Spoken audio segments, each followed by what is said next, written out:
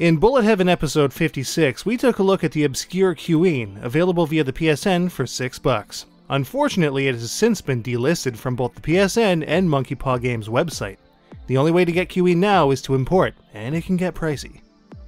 Also, in episode 58, there was an interesting scoring mechanic that wasn't particularly well explained via the downloadable version, but presented in the booklet of the physical copy, which I received the day episode 58 went live. You'll get a much larger bonus if you have fewer lives. If you're able to survive the game with only one life after a double suicide, your score will be greatly enhanced. Now this seems to be very counterintuitive, but it explains why there is no extend score. Now then, on to episode 59.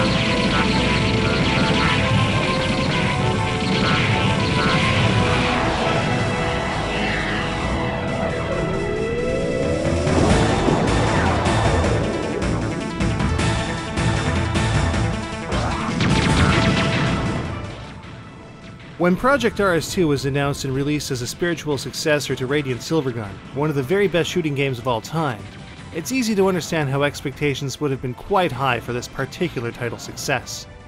Originally released to Naomi Arcade in 2001 and subsequently to the Dreamcast in 2002, Ikaruga ended up meeting this expectation, and has since arguably been hailed as the better game. Released in 2003 on the Nintendo GameCube across all territories, and finally to Xbox Live Arcade in 2008 with online features and gloriously enhanced HD visuals, this once pricey title is now very widely available for everyone to affordably experience, just as Radiant Silvergun did later down the line in 2011. That said, there are some very big differences between this and its predecessor, with a striking, albeit intrinsic, simplicity compared to its extremely complex ancestry. However, this simplicity is easily what makes Ikaruga arguably the most pure modern shooting experience. To see why, let's take a closer look.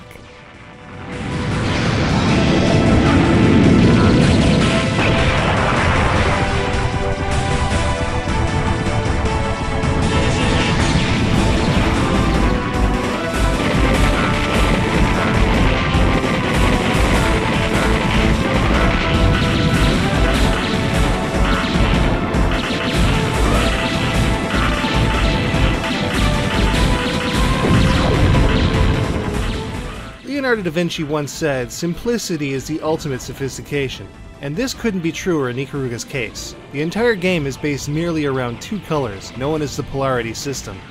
You can change the color of your ship and subsequently your shots from black to white and back again at will. Meanwhile, all of the opposition you'll face will also be either black or white as well. Tapping the fire button will shoot a single larger bullet that's handy for precisely taking out smaller popcorn enemies, to work towards color chains, which we'll get into in a second. Holding the fire button unleashes a rapid-fire dual shot for a more general brand of death. Firing opposite colors to your opposition will also deal twice the damage. However, your opposition is also ridiculously well armed, and it becomes apparent very fast that bullet hell is putting it lightly, despite Ikaruga actually being much more reserved than its cave-produced Danmaku cousins. This is where the Bullet Eater mechanic comes into play. Your ship will be able to absorb your opponent's shots if they are the same color you are, which will, in turn, fill a gauge. When this is full, you can nail the right trigger for a powerful homing missile attack. You can also use a partially full gauge as well, but fewer shots will result. In the standard normal mode, destroying an enemy the same color you are will fire suicide bullets at you that can be absorbed. Meanwhile, on hard, everything fires back, making Ikaruga particularly daring, especially for novices. On easy though, nothing fires back, which is perfect for practice. but decreases your absorption rate. Believe it or not, that's all there is to playing Ikaruga. No fancy power-ups, no mess or fuss, just 2 colors and hundreds of complex bullet patterns. Thankfully, the control is razor freaking sharp, and for good reason. Just a fraction of a millimeter, or a tiny bit of hesitation, or even bad timing will mercilessly kill you.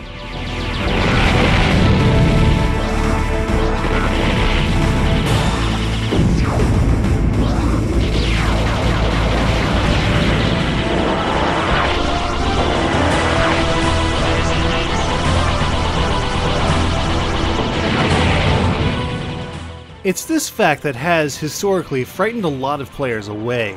And while, yes, it is indeed a challenging game, Ikaruga is also a very rewarding test of patience and skill, and one that, with patience, can be overcome without having to unlock the free play option.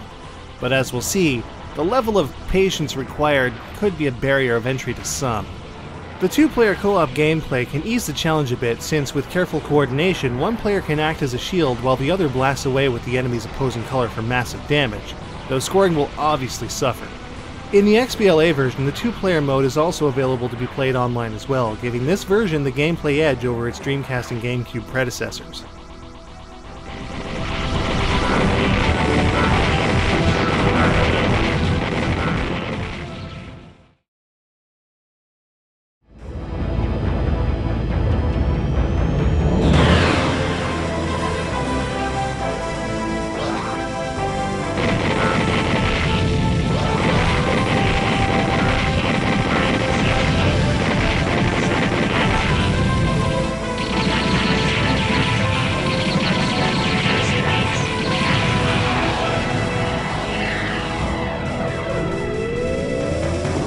Once again, the scoring system in Ikaruga is both simple and deep thanks to just one thing: color chains. Simply shooting 3 enemies in a row of the same color will activate a chain.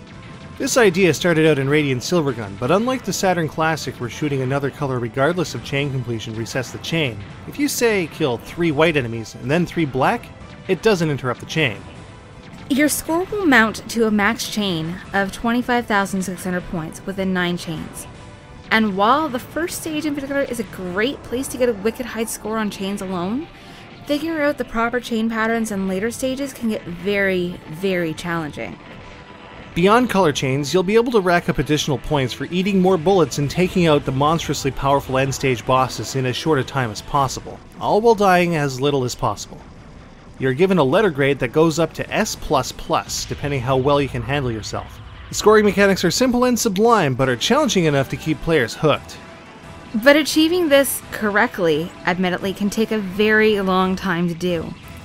It's not hard to believe that a decade or longer of dedicated, daily play might be required for the average player, especially on hard. Having had the GameCube version for a decade myself, I can attest to this, as not only did my best run require 5 credits, I can only get a Stage 1 A rank on normal so far. Eek.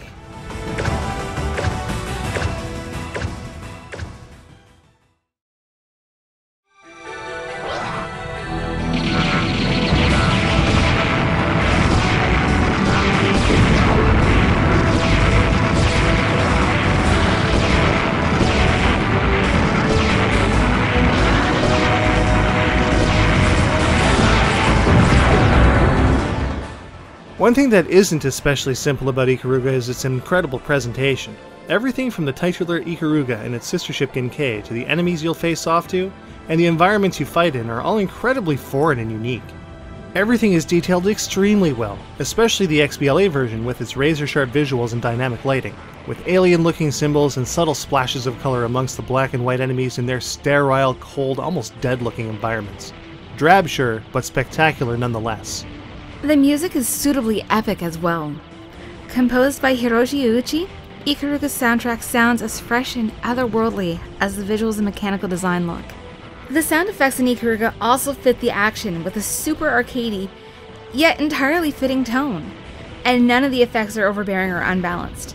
In most games, there's always seems to be that one irritating sound effect that can get right under your skin, but Ikaruga just doesn't have one. The story is unflinchingly simple as well. You are the last hope of a dying planet on the brink of total annihilation.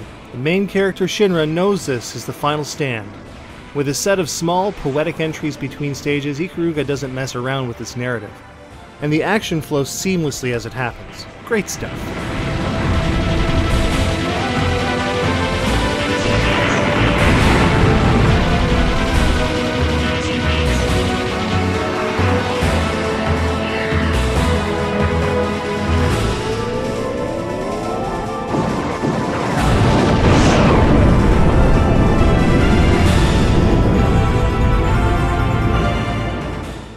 So, how does Ikaruga stack up?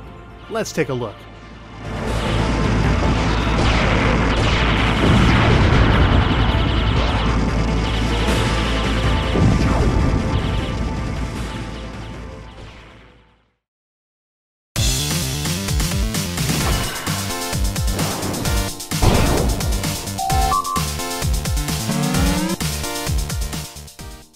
Ikaruga's control is some of the sharpest of any of the shooters I've ever played, period. And for good reason. Controls this smooth make this a shmup I've been able to really get into. Ikaruga isn't afraid to make you a cloud of vapor even on the easy setting, but by design the difficulty can be overcome with serious resolve and practice. This game will definitely put you to the test, yet it's not entirely impossible. Though only 5 stages long, dedicated players can spend an eternity owning their skills as well as score chasing on the XBLA leaderboards. Ikaruga is just the right length. The original game looked great, but the XBLA version's pristine visuals and dynamic lighting are just ridiculous. And the XBLA's online co-op is an awesome bonus that enhances the replay value.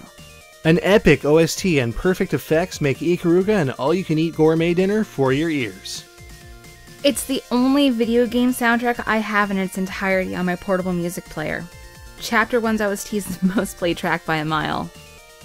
Basing a whole game essentially around 2 colors is gutsy, but the mechanics have turned out to be timeless and outrageously sublime. Ikaruga's mechanics are a supreme evolution of several of Treasure's other concepts, all rolled into one absurdly terrific package. Ikaruga simply brings the goodness in a way that's unlike anything else and should not go unplayed by a single person that's into shooters in any capacity. It's your gateway hardcore title. It's worth the time and effort, and it gets a 5 out of 5. Getting a copy of Ikaruga is as simple as downloading it from Xbox Live Arcade for 800 Microsoft points, or about $10. If you want a physical copy though, Ikaruga can be obtained for the GameCube for about $35 in all territories, though some listings can be excessive at nearly $100. Sealed copies have been known to reach $250.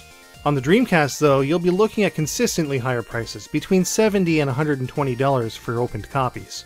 Worth it? Maybe, depending how much you value a copy on your shelf, though the XBLA version is the most definitive one, and the most affordable.